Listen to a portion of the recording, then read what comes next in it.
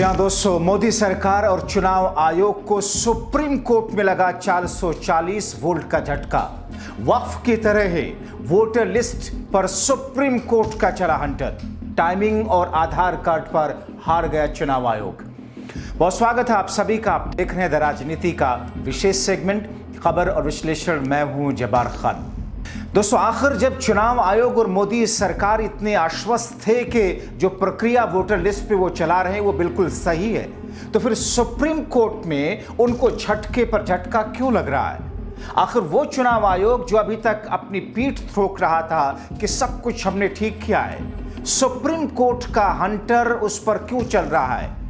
और ये क्यों कहा जा रहा है कि सुप्रीम कोर्ट में वक्फ कानून की तरह मतदाता सूची वाली प्रक्रिया भी ध्वस्त हो गई और चुनाव आयोग का हंटर चल गया? विस्तार से आपको बताते हैं दोस्तों, अंत तक इसे जरूर देखें। दोस्तों, पिछले शो में मैंने आपको दिखाया था और बताया था कि किस तरीके से मोदी सरकार या फिर चुनाव आयोग की तरफ से जो तर्क और तथ्य दिए गए सुप्रीम कोर्ट में, सुप्रीम कोर्ट ने शुरुआत में ही उसमें से एक बड़े पॉइंट को खारिज कर दिया। और दरअसल ठीक ऐसे ही वक्फ कानून पर हुआ था।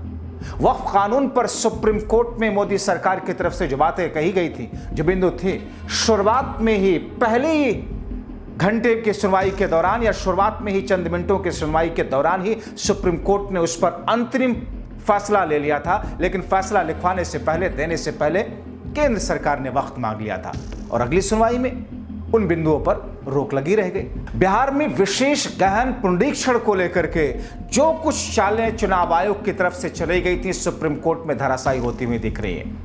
और ऐसे में जो याचिकाकर्ता थे, उनके जो वकील थे कपिल सिब्बल, अभिषेक मनु सिंघवी और दूसरे याचिकाकर्ताओं के वकीलों ने जो तर्क और दलीलें दी, सुप्रीम कोर्ट उस पर सहमत होता नजर आया। सबसे बड़ा बिंदु यह है और इसीलिए कहा जा रहा है कि जब सुनवाई पूरी होगी तो सुप्रीम कोर्ट जो फैसला इस पर देगा, वो फैसला बहुत बड़ा झटका होगा चुनाव आयोग और मोदी सरकार के लिए।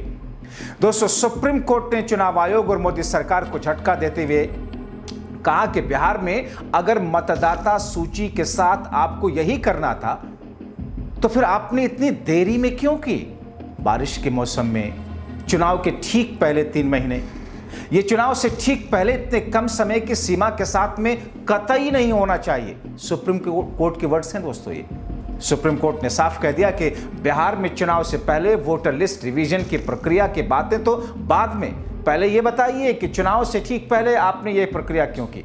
सुप्रीम कोर्ट कहता है कि मतदाता सूची का विशेष गहन पुनरीक्षण विधानसभा चुनाव से कुछ महीने पहले कराना, ऐसे दस्तावेज मांगना कैसे उचित हो सकता है? टाइमिंग का सवाल वाजिब है, मगर टाइमिंग के साथ साथ Aadhaar card, ration card, MNREGA card, job card को जो दस्तावेज मांगे गए उसमें से बाहर क्यों कर दिया गया? चुनाव आयोग फंस गई मोदी सरकार। दोस्तों, आधार कार्ड पर हुई लंबी बहस में सुप्रीम कोर्ट में चुनाव आयोग के वकीलों का गला सूख गया, जवाब नहीं दे पाए, बंगले झांकने लगे। सुप्रीम कोर्ट में जस्टिस धोलिया ने चुनाव आयोग से कहा कि मतदाता सूची के पुनरीक्षण की प्रक्रिया आप करेंगे, उसके बाद में सीधे चुनाव की घोषणा हो जाएगी और फिर कोई कोर्ट इसमें कोई हस्तक्षेप नहीं कर सकता। मगर इस प्रक्रिया को कानून और संविधान के तहत होनी चाहिए। आधार कार्ड अगर फर्जी है तो इसे किसने बनाया? कौन जिम्मेदार है फर्जी आधार कार्ड के लिए? यह देखने का काम किसका है? गृह मंत्रालय क्या कर रहा है? नागरिकता साबित करने के लिए मजबूर करना चुनाव आयोग का काम बिल्कुल नहीं है दोस्तों। मैं आपको याद दिलाऊं, 1983 मिजोरम के मुख्यमंत्री ने यह कहा कि साहब वहां पर कुछ इलीगल माइग्रेंट्स, इलीगल तौर पर कुछ निवासी वहां पर रह रहे हैं और चुनाव आयोग उसका पुनरीक्षण करे, उनके नाम को हटाए वोटर लिस्ट। चुनाव आयोग ने कहा था यह हमारा काम नहीं है, यह गृह मंत्रालय का काम है। नागरिकता से जुड़े हुए कौन फर्जी है, कौन असली है, हमारे पास में जो दस्तावेज लेकर के आएगा, उन असली दस्तावेज अगर होंगे, अगर वो एजेंसियों से जारी सरकार की तरफ से दस्तावेज हैं, तो फिर हम उसे मतदाता बनाएंगे। ये गृह मंत्रालय जाने। ठीक यही बिंदु इस वक्त उठाया जा रहा है कि अगर आधार कार्ड बना हुआ किसी का, राशन कार्ड बना हुआ किसी का, दूसरे दस्तावेज हैं लोगों के, तो फिर ये चुनाव आयोग इसको लेकर के ये नहीं कह सकता ये फर्जी है या अरे फर्जी है तो बना कैसे, किसकी जिम्मेदारी? गृह मंत्रालय क्या कर रहा है? दोस्तों, जस्टिस धोलिया ने कहा कि चिंता यह है 2003 में मतदाता सूची में शामिल बहुत सारे लोग अब जीवित नहीं होंगे। कहा गया कि जनवरी 2025 तक मतदाता सूची में संशोधन किया जा चुका है और फिर 2025 यानी कि इसी साल मतदाता लिस्ट में उसके अपडेट होने के 4 महीने बाद चुनाव आयोग ने फिर से 24 जून को एसआईआर के लिए पुनरीक्षण के लिए निर्देश जारी कर दिया। ऐसा क्यों? दूसरा यह कि वोटर आईडी कार्ड को आधार से लिंक किया जा सकता था, मगर मोदी सरकार चुनाव आयोग ने ऐसा नहीं कराया, जबकि आधार वोटर आईडी कार्ड वेरिफिकेशन का एक सरल तरीका बन सकता था, जो नहीं किया गया। अधिनियम में संशोधन के अनुसार यूआईडीएआई द्वारा किया गया आधार नंबर प्रमाण के रूप में दिया जा सकता है। जस्टिस बागची कहते हैं, तो आप ये कहना चाह रहे हैं कि मूल अधिनियम के तहत आधार को पहचान का एक प्रासंगिक दस्तावेज माना जाता है और इसलिए पहचान के दस्तावेज में एक के रूप में आधार को हटाना अधिनियम की योजना के खिलाफ है। याचिकाकर्ताओं के वकील ने कहा, जी बिल्कुल, तमाम दस्तावेजों में आधार को लिंक किया गया है, मगर इसमें क्यों नहीं? क्यों सरकार वोटर आईडी कार्ड को आधार से लिंक नहीं करवाती? बैंक अकाउंट से सरकार जबरदस्ती आधार का लिंक करवाती है। जिन गरीबों को जो फायदा दिया जाता है उसके लिए जरूरी है आधार को लिंकअप कराना। मोबाइल फोन के सिम कार्ड के लिए जरूरी है आधार कार्ड का लिंकअप कराना। पैन कार्ड से जरूरी है आधार को लिंकअप करना।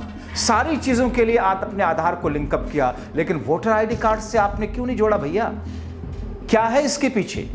और दरअसल ये वो बिंदु है जिसके आधार पर सुप्रीम कोर्ट में आधार कार्ड को लेकर के मोदी सरकार और चुनाव आयोग की कलई खुलती चलेगी।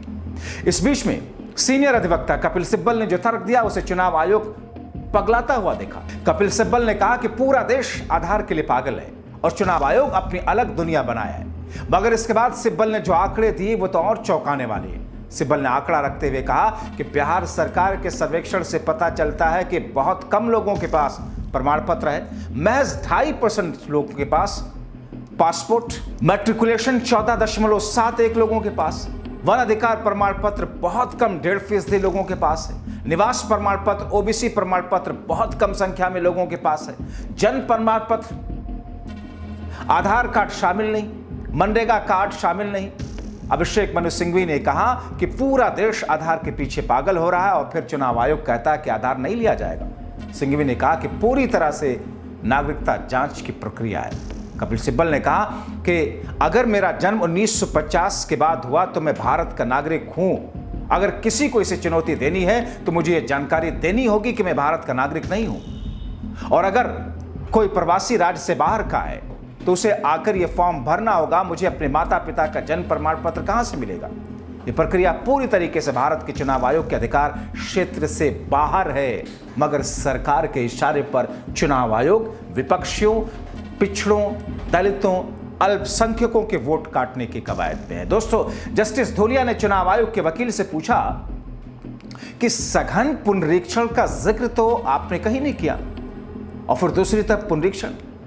इस तरफ चुनाव आयोग की तरफ से पेश वकील द्विवेदी कहते हैं कि किसी को हटाए जाने की आशंका गलत है। मतदाता सूची तैयार करना, उसे पूरा नियंत्रण और पूरी निगरानी चुनाव आयोग के पास में है। किसको इनकार है साहब? इससे कीजिए, मगर धांधली के साथ नहीं। वो कहते हैं कि समय के साथ इसमें संशोधन की आवश्यकता है। एकमात्र शक्ति के प्रयोग के तरीके के बारे में हो सकता है। जस्टिस धोलिया ने कहा, वो कह रहे हैं कि आप जो पुनरीक्षण कर रहे हैं वो ना तो संक्षिप्त संशोधन है और ना ही गहन संशोधन, बल्कि एक विशेष गहन संशोधन है जिसका उल्लेख पुस्तक में है ही नहीं। अब आप जिस पर सवाल उठा रहे हैं वो नागरिकता है। इसकी इजाजत चुनाव आयोग को कैसे दी जा सकती है? संविधान, कानून, नियम चुनाव आयोग को यह शक्ति कैसे दे सकता है जो चुनाव आयोग के दायरे में नहीं आती? मगर यहां भी चुनाव आयोग की तरफ से थिथराई देखने को मिली। वो भूल गया कि तो सुप्रीम कोर्ट है, डॉगी मीडिया का ये टीवी डिबेट का पैनल नहीं है। वो कहते हैं कि चुनाव आयोग एक संवैधानिक संस्था है जिसका मतदाता से सीधा संबंध है। किसी को भी मतदाता सूची से बाहर करने का ना तो कोई इरादा रखता है और ना ही कर सकता है, जब तक कि आयोग को कानून के प्रावधानों द्वारा ऐसा करने के लिए बाध्य न किया जाए। दोस्तों, जस्टिस धोलिया ने तीखे सवाल पूछते हुए कहा कि 20 साल से जो वोट दे रहे हैं उनसे अब दस्तावेज मांगे जा रहे हैं। इस पर चुनाव आयोग के वकील द्विवेदी ने कहा कि यहां याचिका दाखिल करने वाले वोटर नहीं है। अब सोचिए, वो कह रहे हैं कि साहब याचिका दाखिल करने वाले वोटर नहीं, जबकि आपको खेल बताऊं दोस्तों, बिहार में टेस्ट किया जा रहा है, इसके बाद आने वाले 5-6 राज्यों में होगा और पूरे देश में यही मोदी सरकार करवाने जा रही है। और चुनाव आयोग के क्या क्या कह रहा है, सुप्रीम कोर्ट में कैसे झूठ बोल रहा है कि जो लोग याचिका करता है वो वोटर नहीं है। अब बिहार के वोटर ना हो लेकिन देश के वोटर तो है ही है ना। वो कहते हैं कि किसी मतदाता को आपत्ति नहीं, इससे बड़ा झूठ आपने सुना। चुनाव आयोग कह रहा है कि मतदाताओं को आपत्ति नहीं, बिहार में गरीब मतदाता ही 80% आपत्ति कर रही है। कितना झूठ बोलेंगे। एडीआर, पीयूएसएल वोटर नहीं है और ना ही राजनीतिक दल है। द्विवेदी ने कहा कि इनमें से कोई भी बिहार का वोटर नहीं। इसका आधार क्या है? ये कुछ लोग हैं जो लेख लिखते हैं और फिर याचिका दायर करने आ जाते हैं। अब सोचिए, आपने गलत किया, उस पर आपको दिक्कत नहीं, आप उस पर आप शर्मिंदगी नहीं महसूस करते, आपको सजा नहीं होनी चाहिए।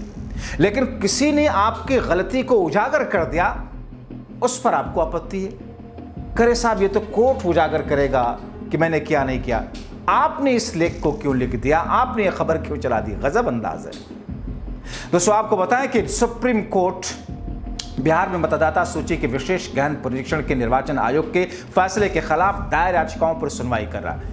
आप जानते हैं न्यायमूर्ति सुधांशु धूलिया, न्यायमूर्ति जयमाल्या बागची की पीठ याचिका पर सुनवाई कर रही है। निर्वाचन आयोग की ओर से वरिष्ठ अधिवक्ता राकेश द्विवेदी पेश हैं। द्विवेदी के अलावा वरिष्ठ अधिवक्ता के वेणुगोपाल, मनिंदर सिंह भी निर्वाचन आयोग की तरफ से पैरवी कर रहे हैं। उच्चतम न्यायालय में इस मामले के संबंध में 10 से अधिक याचिकाएं दाखिल की गई, जिनमें प्रमुख याचिकाकर्ता गैर सरकारी संगठन एसोसिएशन फॉर डेमोक्रेटिक रिफॉर्म्स यानी कि एडीआर, आरजेडी सांसद मनोज झा, टीएमसी सांसद महुआ मोइत्रा के अलावा कांग्रेस के केसी वेणुगोपाल, शरद पवार के एनसीपी से सुप्रिया सुले, भारतीय कम्युनिस्ट पार्टी से डी राजा, समाजवादी पार्टी से हरिंदर सिंह मलिक, शिवसेना उद्धव ठाकरे से अरविंद सावंत, झारखंड मुक्ति मोर्चा से सरफराज अहमद और भारतीय कम्युनिस्ट पार्टी माले के दीपांकर भट्टाचार्य ने संयुक्त रूप से शीर्ष अदालत का रुख किया है। सभी नेताओं ने बिहार में मतदाता सूची विशेष गहन परीक्षण के लिए निर्वाचन आयोग के आदेश को चुनौती दी है और इसे रद्द करने का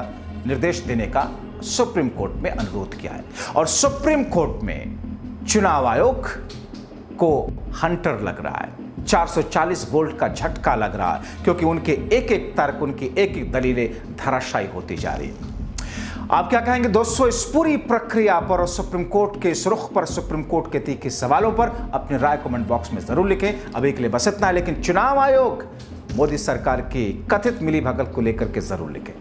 बहुत शुक्रिया।